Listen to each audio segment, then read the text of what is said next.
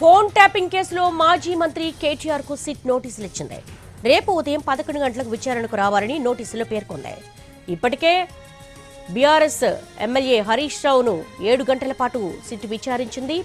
విచారణలో అనేక కీలక ప్రశ్నలు సంధించింది. వాటన్నిటికీ కూడా తాను సమాధానాలు ఇచ్చారంటూ కూడా ప్రెస్ మీట్ వేదికగా హరీష్ రావు వెల్లడించారు.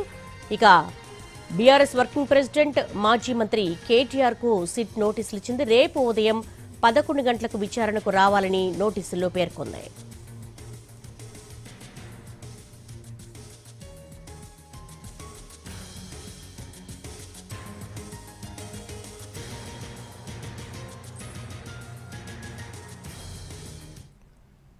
ఫోన్ ట్యాపింగ్ కేసులో మాజీ మంత్రి కేటీఆర్ కు సిట్ నోటీసులు ఇచ్చింది. దీనికి సంబంధించి మోర్ డీటెయిల్స్ మా స్పెషల్ కరెస్పాండెంట్ రవిని అడిగి తెలుసుకుందాం. రవి, నోటీసులు అందుకున్నారా కేటీఆర్? దేవికి వచ్చేప్పటి క్రితమే మాజీ మంత్రి కేటీఆర్ కు నోటీసులు ఇచ్చింది సిట్. ఫోన్ ట్యాపింగ్ కేసులో విచారణకు హాజరు కావాలి, రేపు ఉదయం 11 గంటలకు సిట్ ఆఫీస్ కు రావాలి అని చెప్పి కేటీఆర్ కు నోటీసులు ఇచ్చారు. 2 రోజుల క్రితమే మాజీ మంత్రి హరీష్ రావును కూడా సిట్ విచారించారు. 41 సిఆర్పిసి కింద నోటీస్ ఇచ్చి సాక్షిగా హాజరయ్యి వివరాలు తెలపాలి అని చెప్పి సూచించారు. సో ప్రస్తుతం కేటీఆర్ కు కూడా 41 సిఆర్పిసి కిందనే నోటీసులు ఇచ్చారు. రేపు సిట్ ముందు హాజరవ్వాలి అని చెప్పి కోరారు. ఇప్పటికే ప్రభాకర్ రావును 14 రోజుల పాటు విచారించిన తర్వాత కొంతమంది సాక్షులను ఎవరైతే ఫోన్ ట్యాపింగ్ బాధితులు ఉన్నారో వాళ్ళని కూడా విచారించి కీలకమైనటువంటి ఆధారాలను సేకరించారు. హరీష్ రావు దగ్గర కూడా స్టేట్మెంట్ ను రికార్డ్ చేశారు. ఆ తర్వాత ఇప్పుడు కేటీఆర్ కు కూడా సిట్ నోటీసులు ఇవ్వడంతో ఎలాంటి ఉంటుంది, లేకపోతే సేమ్ హరీష్ రావును విచారించినటువంటి మాదిరిగానే 41 ఇచ్చి సాక్షిగా మాత్రమే తన దగ్గర నుంచి వివరాలు సేకరిస్తారా, లేకపోతే ఏం జరుగుతుంది, ఎంతసేపు ప్రశ్నిస్తారు, ఎలాంటి ప్రశ్నలు వేస్తారనేది చూడాలి. అయితే ఇప్పటికే హరీష్ రావు కూడా చెప్పారు, విచారణ కఠినమైనటువంటి టైంలో తననేమీ ప్రశ్నించలేదు కానీ నేనే ఉల్టా ప్రశ్నించాను. అప్పట్లో ఉన్నటువంటి డీజీపీ మహేందర్ రెడ్డిని ఎందుకు పిలవలేదు విచారణకు, వాళ్ళని కూడా విచారణకు పిలిపించండి, ఎవరైనా నా పేర్లు చెప్పారా అని చెప్పి కేటీఆర్ హరీష్ రావే తను సిట్ ను ప్రశ్నించాను అని చెప్పారు. సో ఇప్పుడు కేటీఆర్ ను కూడా సిట్ ను ఏం ప్రశ్నించబోతోంది, లేకపోతే హరీష్ రావు ఇచ్చినటువంటి స్టేట్మెంట్ ఆధారంగా కేటీఆర్ నోటీసులు ఇచ్చారో, లేకపోతే ప్రభాకర్ రావు గానీ రాధాకిషన్ రావు గానీ వీళ్ళు ఇచ్చినటువంటి సమాచారంతో ఏదైనా నోటీసులు ఇచ్చారా, ఎలాంటి ఆధారాలు సేకరించారు, కేటీఆర్ ను ఎందుకు విచారించాలనుకుంటున్నారు, కేటీఆర్ ను పేరు ఎవరైనా చెప్పినటువంటి వాళ్ళలో ఏదైనా స్టేట్మెంట్ ను రికార్డ్ చేశారనేది అయితే చూడాలి. ప్రస్తుతానికైతే తనకు నేరుగా నోటీసులు ఇచ్చారు. కేటీఆర్ అందుబాటులో ఉన్నటువంటి టైంలోనే రేపు విచారణ కూడా కేటీఆర్ అటెండ్ అయ్యేటటువంటి అవకాశం ఉంటుంది. దేవి, రవి, ఎలా చూడొచ్చు మాజీ ఎస్ఐబి చీఫ్ ప్రభాకర్ రావు, అలాగే శ్రవణ్ రావు, రాధాకృష్ణరావు వీళ్ళందరూ ఇచ్చిన స్టేట్మెంట్స్ బేస్ చేసుకుని హరీష్ రావుని పిలిచారని అనుకున్నారు. ఇప్పుడు హరీష్ రావు విచారణ 7 గంటల తర్వాత బీఆర్ఎస్ వర్కింగ్ ప్రెసిడెంట్ మాజీ మంత్రి కేటీఆర్ కు సిట్ నోటీసులు ఇవ్వడాన్ని అసలు ఏ విధంగా చూడాలంటారు? అంటే ప్రభాకర్ రావును వారం రోజుల పాటు విచారించిన తర్వాత మరొక వారం విచారించాలి అని చెప్పి వాళ్ళు కోరారు. సో మొత్తంగా 14 రోజుల పాటు ప్రభాకర్ రావును విచారిస్తున్నటువంటి టైంలోనే ప్రభాకర్ రావును విడిగా విచారించడమే కాకుండా అందులో ఉన్నటువంటి నిందితులు ఎవరైతే ఉన్నారో రాధాకిషన్ రావు గానీ లేకపోతే మిగతా పోలీస్ అధికారులను కూడా పిలిచి విచారించారు. విడివిడిగా విచారించారు, వాళ్ళను కలిపి కూడా విచారించి ఒక స్టేట్మెంట్ ను తయారు చేశారు. ప్రభాకర్ రావు కస్టడీ ముగిసిన కొన్ని రోజులకే మాజీ మంత్రి హరీష్ రావుకు కూడా నోటీసులు ఇచ్చారు. ముఖ్యంగా ప్రభాకర్ రావు ఇచ్చినటువంటి స్టేట్మెంట్ ఆధారంగానే కొన్ని ఆధారాలు సేకరించినటువంటి ఫిట్ హరీష్ రావుకు నోటీసులు ఇచ్చిందని మనకు తెలిసింది. కానీ హరీష్ రావును ప్రశ్నిస్తున్నటువంటి టైంలో తనకు ఎలాంటి ఆధారాలు సేకరించలేదు, తన పేరు కూడా అందులో ప్రస్తావించలేదు, ఎవరు ప్రభాకర్ రావు కానీ మిగతా వ్యక్తులు కానీ హరీష్ రావు చెప్తా ఉన్నాడు. సిట్ విచారణ ఎదుర్కొన్న తర్వాత హరీష్ రావు బయటకు వచ్చి కూడా ఇదే విషయమై మాట్లాడారు. మరి ఇప్పుడు కేటీఆర్ కు నోటీసులు ఇవ్వడం వెనుక హరీష్ రావు ఏదైనా కేటీఆర్ పేర్లు చెప్పారా, లేకపోతే అందులో ఉన్నటువంటి వాటిలో ఏదైనా స్టేట్మెంట్ తీసుకున్నారా, హరీష్ రావు ఇచ్చినటువంటి స్టేట్మెంట్ ఆధారంగా కేటీఆర్ ఏమైనా పిలిచి విచారించాలని సిట్ భావిస్తుందా?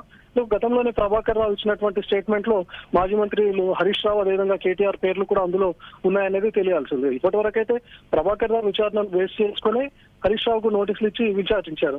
సో ఇప్పుడు హరీష్ రావును విచారించిన తర్వాత కేటీఆర్ కు కూడా నోటీసులు ఇచ్చారు అంటే ముందుగా ఇచ్చినటువంటి నిందితులు ఇచ్చినటువంటి స్టేట్మెంట్ ఆధారంగా ముఖ్యంగా ప్రభాకర్ రావు 14 రోజుల పాటు ఉన్నటువంటి కస్టడీ విచారణలో ఇచ్చినటువంటి స్టేట్మెంట్ ఆధారంగానే పిలిచిండొచ్చు.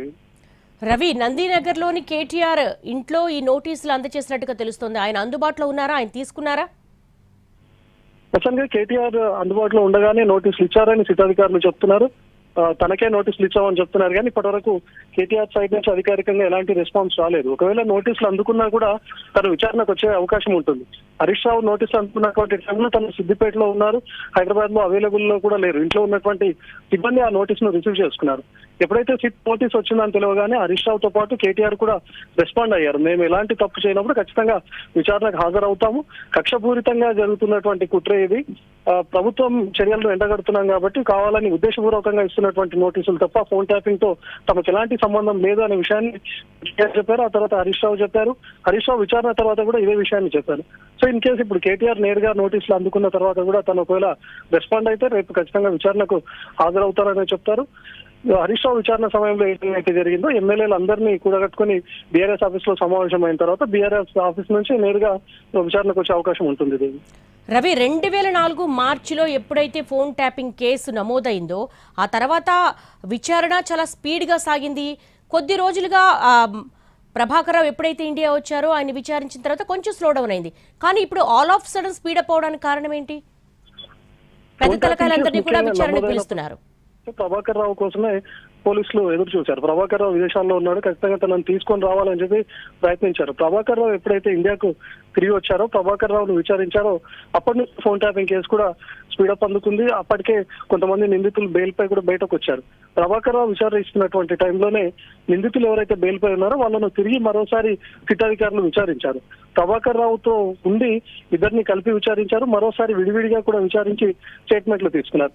ముఖ్యంగా సిట్ ఎప్పుడైతే సజ్జనార్ నేతృత్వంలో మరోసారి సిట్ ని ఏర్పాటు చేశారో కేవలం ఇందులో ఉన్నటువంటి నిందితులనే కాకుండా సాక్షులను కూడా విచారించారు, అందులో విధంగా బాధితులను కూడా విచారించారు. మనం చూస్తే ఎమ్మెల్యేగా కొనుగోలు వ్యవహారంలో కీలకంగా ఉన్నటువంటి నందును కూడా పిలిచి విచారించి తన నుంచి స్టేట్మెంట్ తీసుకున్నారు. తను కీలకమైనటువంటి వ్యక్తుల పేర్లు చెప్పారు, బీఆర్ఎస్ నేతల పేర్లు కూడా చెప్పాడు నందు.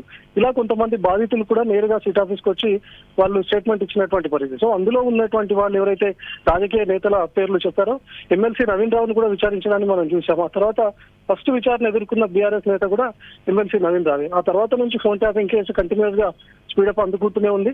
హరీష్ రావును విచారించిన తర్వాత కొంత గ్యాప్ ఉండొచ్చు అని భావించాం, కానీ విచారించిన 2-3 రోజుల్లోనే కేటీఆర్ కు నోటీసులు ఇవ్వడం, సిట్ నుంచి పిలుపు రావడం, రేపే అటెండ్ అవ్వాలి అని చెప్పడం చూస్తే ఫోన్ ట్యాపింగ్ కేసు మరోసారి స్పీడప్ అయ్యింది.